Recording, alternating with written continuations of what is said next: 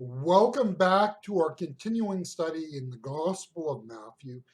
In this portion, I'm going to just go back into this larger section that we have at the end of Matthew chapter 24 and look at one verse, verse 44.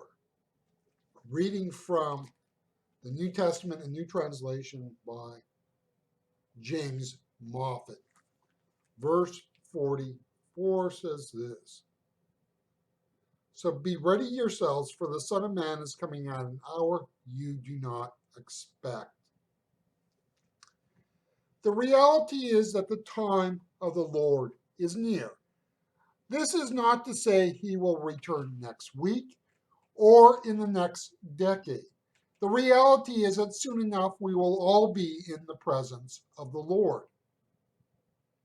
The life of mortals is like grass. They flourish like a flower in the field. The wind blows over it and it is gone, and its place remembers it no more. Psalm 103, verses 15 and 16 from the New International Version. It may be construed as a negative thought, but our days are numbered. So, yes, the return of the Lord may happen, but it's also the case that we may die before he returns again. And whether we like the thought or not, our death is imminent. Why? Because time is so brief and so fleeting. In my lifetime, the average lifespan of people around the world has increased greatly. Now, this is, I would say, an extremely misleading statistic. I'm not saying it's wrong, I'm just saying it's misleading. In my lifetime, the number of people living longer has increased incredibly.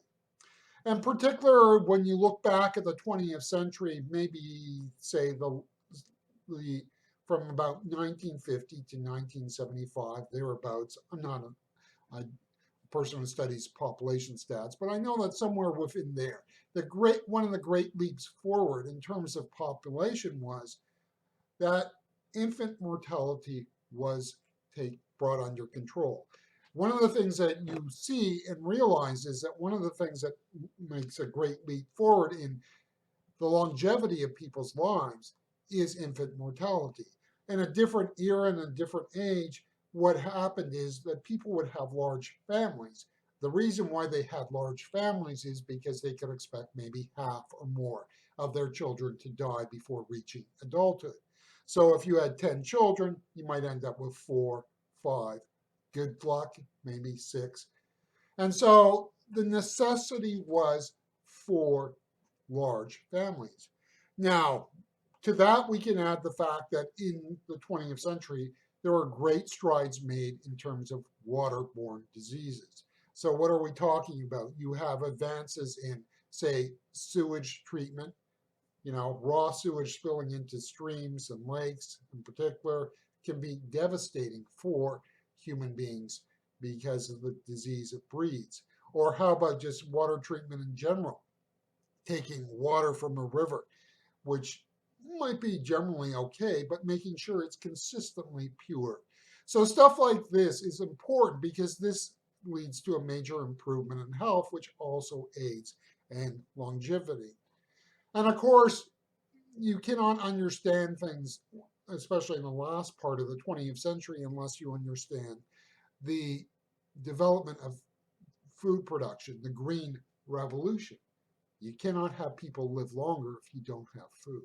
So there's a number of factors that created a situation in which people live longer.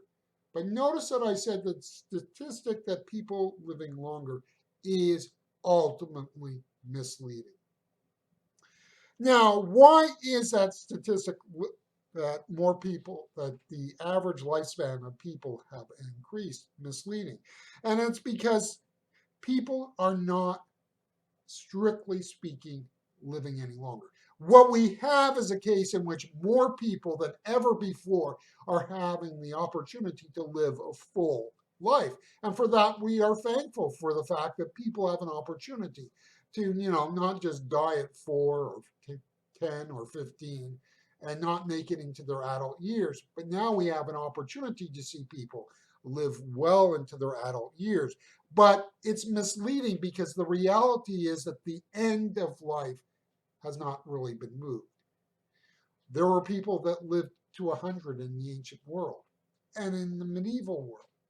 Now, the difference, of course, is that the number of people that are living long lives is increased greatly, but it's not the end of life that has increased. So, for example, you can hear people who live to 115, maybe 120, but once you get beyond that, that is all speculative. There's no real proof to see where people really live, beyond 120.